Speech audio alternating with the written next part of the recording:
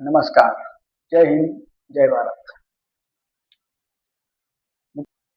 કહેવત છે કે હરેકનો એક ના એક દિવસ સમય આવે.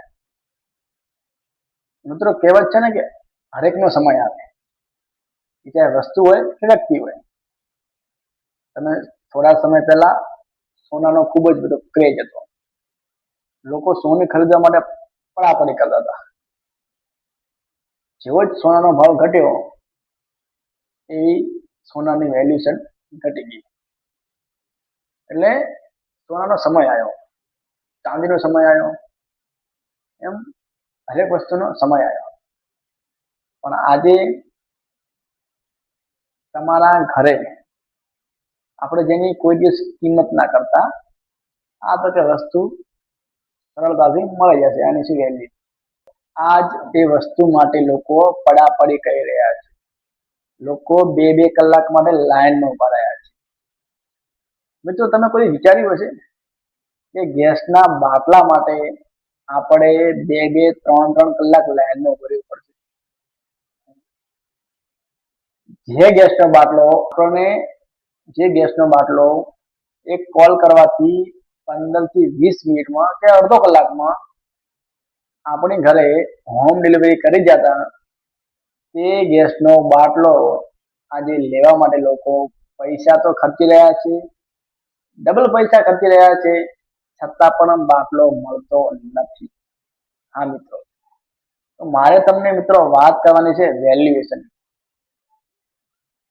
કે મિત્રો, આજના થોડીક કપરી સમય પરિસ્થિતિ છે આપણા ભારત દેશની, કે ગેસની અછત અને ક્રૂડ ઓઇલની અછતના કારણે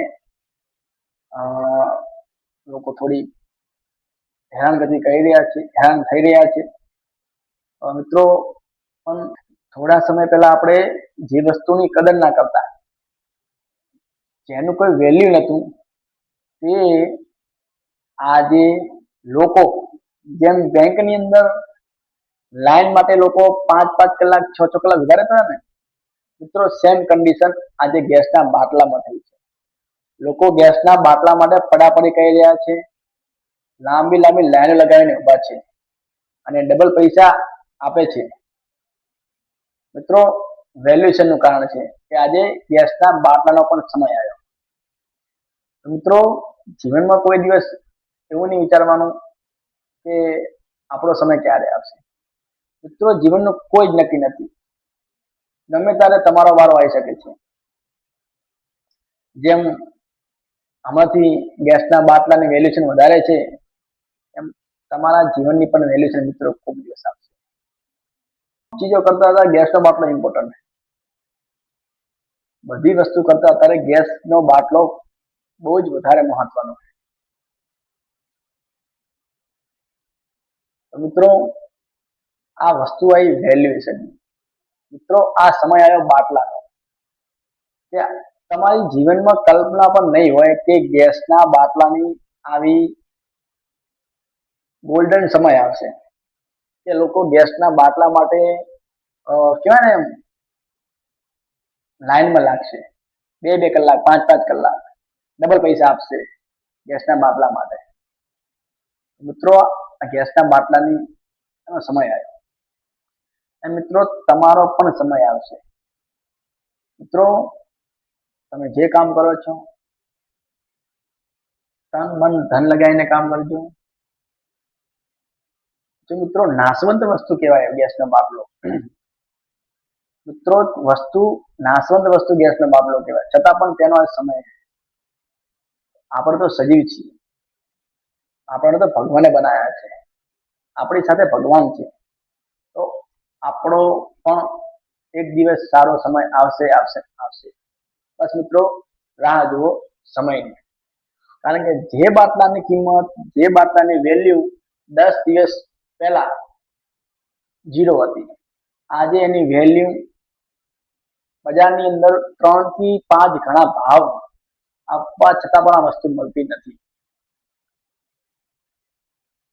અને મિત્રો, બીજી વાત હવે કે ગેસના બાટલાની થોડી ઘણી અછતના કારણે તમને એક વસ્તુ શીખવા મળ્યું હશે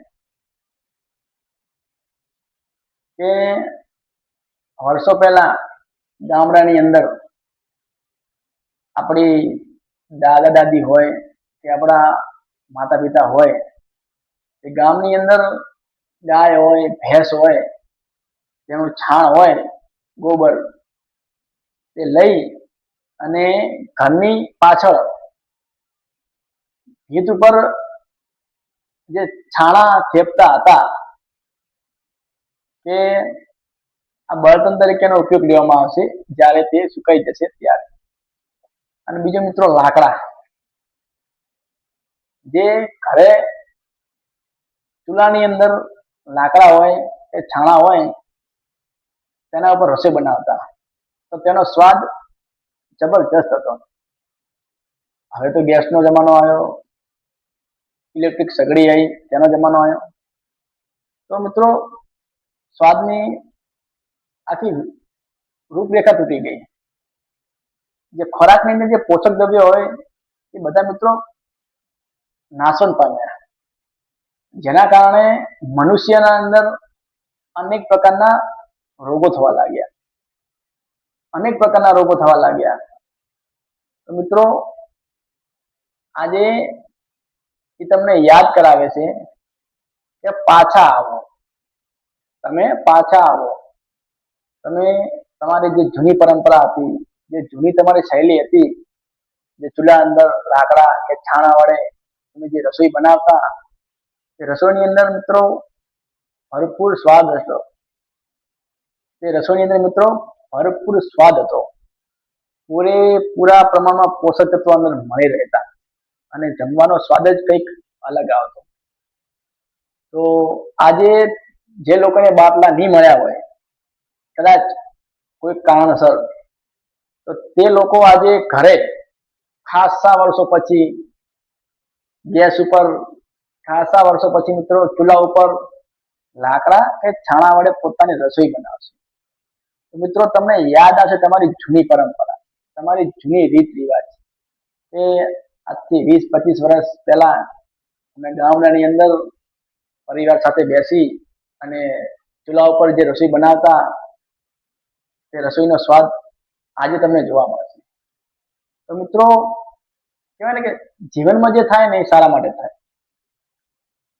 જેવી રીતે આજથી 4-5 વર્ષ પહેલા વિશ્વની અંદર એક મોટો વાયરસ આવ્યો હતો, કોરોનાએ તમારી જીવનની અંદર અને તમારી આવું ભાગતું જીવનમાં, તમારું આવા ભાગતા જીવનમાં મિત્રો કોરોનાએ તમારી જીવનશૈલી સાવ ધીમી કરી નાખી. અને મિત્રો તમને યાદ કરાયું ગામડું. મિત્રો શહેરમાં ગમે તેવી સુવિધા હોય, ગમે તેવા મહોત્સવ હોય, ગમે તેવી ટેકનોલોજી હોય, પણ મિત્રો છેલ્લે તો કામ આવે છે આપણું ગામડું જ. કારણ કે મિત્રો ગામડાની સ્વસ્થ હવા, સ્વસ્થ ખાવાનું અને આપણા બાગ બગીચા, વાડી અને ખેતર. તો મિત્રો તે કોરોનાની અંદર જે લોકો એમ કહેતા ને કે એકચ્યુઅલી મને ગામડામાં તો નહીં ફાવે, તે મિત્રો 6-6 મહિના, 12-12 મહિના ગામડાની અંદર રહેતા. ત્યારે તેમને ખબર પડી કે ગામડું શું છે, ગામડાની કિંમત શું છે. મિત્રો જીવનમાં તમને કોઈ મોટી સિટી શહેર ના સંગ્રહે ને, ત્યારે તમારું ગામડું સંગ્રહે. તો મિત્રો કોરોના વખતે તમને તમારા ગામડાની કિંમત સમજાઈ હતી, એમ સેમ જ 5 વર્ષ પછી આજે તમને છાણા અને લાકડાની કિંમત સમજાશે. તમારી જૂની પરંપરા તમને સમજાશે કે આપણા માતા પિતા, આપણા દાદા દાદી જે ચૂલા ઉપર રસોઈ બનાવતા લાકડા અને છાણા વડે, મિત્રો તમને આજે ખબર પડી. તમે પણ મજા માણજો. ઘરે ભલે ગેસનો બાટલો થઈ રહ્યો હોય, ના મળતો હોય કદાચ, તો 1-2 દિવસ મિત્રો તમે તમારા ચૂલા ઉપર, મિત્રો ચૂલો ના હોય ને તો મિત્રો તમારી ઘરની અંદર કે ઘરની બહાર જે નાની મોટી જગ્યા હોય ત્યાં ઈંટો 4-5 ઈંટો ગોઠવી અને ચૂલો બનાવજો અને લાકડા અને છાણા વડે મિત્રો એક વાર જમવાનું બનાવજો. મિત્રો તમને યાદ આવશે કે શું જમવાનું બન્યું છે. મિત્રો તમને તમારી જૂની પરંપરા યાદ આવશે, જૂનો સ્વાદ તમને આજે તમારા જીવનમાં લાગશે કે આ સ્વાદ ક્યાં ખોવાઈ ગયો હતો. આજે અમને વર્ષો પછી આવો સ્વાદ મળ્યો. કારણ કે મિત્રો, જે ચૂલા ઉપર ગોબર અને લાકડા ઉપર જે રસોઈ બનતી એનો સ્વાદ અને આજના આધુનિક સમયની અંદર જે ગેસ ઉપર જમવાનું તમને મળે છે, એ ઇલેક્ટ્રોનિક સગડી પર તમને જમવાનું જે મળે છે, મિત્રો તેની અંદર હજારો ઘણો તફાવત હોય છે. કારણ કે આ ગેસ એક પ્રકારનો મિત્રો કેમિકલ યુક્ત હોય, તેમાં અનેક પ્રકારના કેમિકલ ભેળવવામાં આવે છે. પ્રોપેન, મિથેન, બ્યુટેન આવા અનેક પ્રકારના કેમિકલ રિફાઇન થઈ પછી મિત્રો તમારી ઘરે ગેસ આવે. જ્યારે તેના ચૂલા ઉપર જે લાકડા હોય, જે છાણા હોય, અને તેની રસોઈ મિત્રો ખૂબ જ અલગ તફાવત. જૂની પરંપરા, જૂના રીત રિવાજ તમારા અપનાવવા જ પડશે, ફરજિયાત છે. મેં તમને કીધું ને, કોરોનાની અંદર જે લોકોને એવું કહેતા, ખાસ અમુક મહિલાઓ, બધી મહિલાઓ નહીં, કે એકચ્યુઅલી મને ગામડામાં નહીં ફાવે, એકચ્યુઅલી મને ગામડામાં નહીં ફાવે. મિત્રો તે મહિલા ગામડાની અંદર 4 થી 5 મહિના, 6 મહિના તમને સંગ્રહ કર્યો હતો, તમને જીવન જીવતા શીખવાડ્યું હતું. તો મિત્રો, એ સમય અને આજનો સમય આપણે તુલના કરીએ તો સરખો જ છે. તે વખતે તમને ગામડાનું જીવન યાદ કરાવ્યું હતું કોરોનાએ, અને આ વખતે આ સમયે ગેસના બાટલાએ તમને તમારી જીવન, તમારું જૂનું લાકડા અને છાણાથી જે રસોઈ બનતી એ મિત્રો તમને યાદ કરાવી છે. મિત્રો તમે જોતા હશો, ભારતના અનેક રેસ્ટોરન્ટ હોય કે કોઈ હોસ્ટેલ હોય કે મિત્રો કોઈ ઘર જ્યાં બાટલાની સુવિધા નથી, ત્યાં મિત્રો આજે ચૂલા ઉપર જમવાનું બનાવવાનું ચાલુ છે. મિત્રો તે લોકો આજે ઘણા સમય પછી ચૂલાનો સ્વાદ માણશે, લાકડા અને છાણા વડે બનેલું ભોજન આજે એનો સ્વાદ લે છે. મિત્રો બસ આટલું જ કેવું છે કે મિત્રો, હરેક વસ્તુની કિંમત સમય આવશે એટલે સમજાઈ જશે. જેમ કોરોનાની અંદર ગામડું તમને યાદ કરાયું હતું, જેમ કોરોનાની અંદર તમને ગામડું તમારું યાદ આવ્યું હતું, એવી રીતે આજે આવા સમય આ ગેસના બાટલાની અછતના કારણે મિત્રો તમને તમારો ચૂલો યાદ કરાયો. કે ભલે માણસ ગમે તેવો પ્રગતિવાન બની જાય, મિત્રો ગમે તેવી ટેકનોલોજી હોય, પણ મિત્રો ચૂલો ઉપર બનેલું ખાવાનું એક ના એક દિવસ તો પાછું આવવાનું ને આવવાનું જ. તો એ તમારી સામે જ છે. અને મિત્રો વાત કરું કે બીજી યુદ્ધની, તો યુદ્ધ તો મિત્રો દિવસે દિવસે બહુ જ ભયંકર રૂપ ધારણ કરી રહ્યું છે. ગમે ત્યારે શું થાય કોઈ જ નક્કી નથી.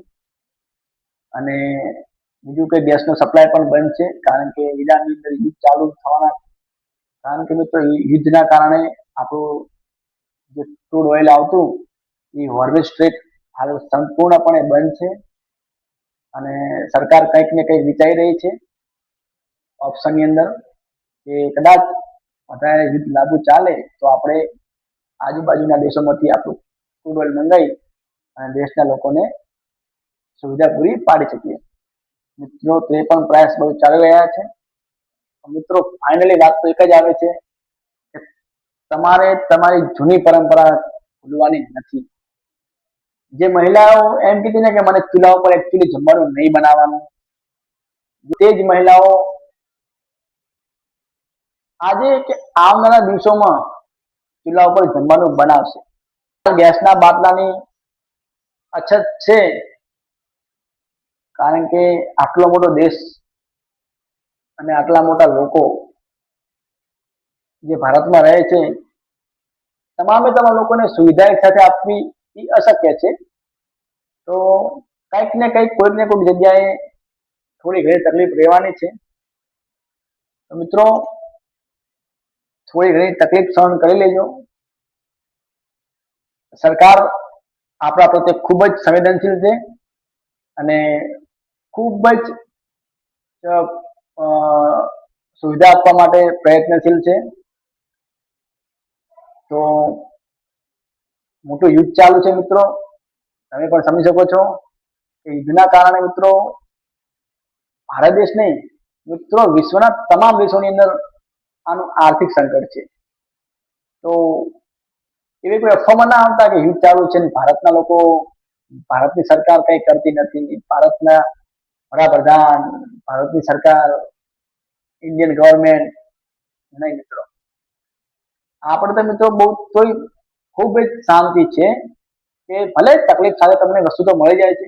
મિત્રો વિશ્વના અમુક દેશોમાં તો તકલીફ, પૈસા અને હેરાનગતિ કરવા છતાં પણ વસ્તુ મળતી નથી, અને કદાચ મળે તો 15 થી 20 ગણા ઊંચા ભાવે વસ્તુ મળે છે. તો મિત્રો વિચાર કરો કે તે લોકો આટલો સંઘર્ષ કરીને ત્યાં જીવન જીવે છે. તો મિત્રો આપણા માટે તો આ થોડા સમયની મુશ્કેલી કઈ ના કહેવાય. તો મિત્રો જે પણ તકલીફ થાય મિત્રો દેશ માટે થોડી ઘણી તકલીફ સહન કરી અને આ સમયને પસાર થવા દેજો. બધું જ સારું વાનું થશે. કારણ કે મિત્રો વિશ્વની અંદર જયારે કોરોના આવ્યો ને ત્યારે વિશ્વના લોકો બધી ટેકનોલોજી પૂરેપૂરા પ્રયત્ન કર્યા છતાં પણ દવા નથી મળી. જ્યારે તે સમયે આપણા ભારત દેશે દવા બનાવી કોરોનાની અને વિશ્વના તમામ દેશોની અંદર ફ્રીની અંદર દવા આપી હતી, લોકોને બચાયા હતા.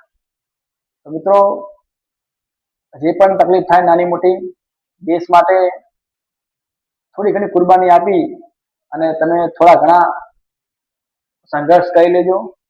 સમય બધો જ પસાર થઈ જશે, બધું સારું થશે. અને આપણી ભારત સરકાર, ઇન્ડિયન ગવર્મેન્ટ પણ ખૂબ જ સાવચેતીપૂર્વક પગલાં લઈ રહી છે કે લોકોને કઈ પણ પ્રકારની તકલીફ ના પડે અને જલ્દીથી જલ્દી આનું સોલ્યુશન લાવે. તો મિત્રો બસ આજનો વિડીયો અહીંયા જ પૂરો કરીએ છીએ. તમને મારો વિડીયો ગમ્યો હોય તો લાઈક કરજો, શેર કરજો અને સબસ્ક્રાઈબ કરજો, અને તમારા મિત્ર અને સગા સંબંધીમાં શેર કરજો. જય હિન્દ, જય ભારત.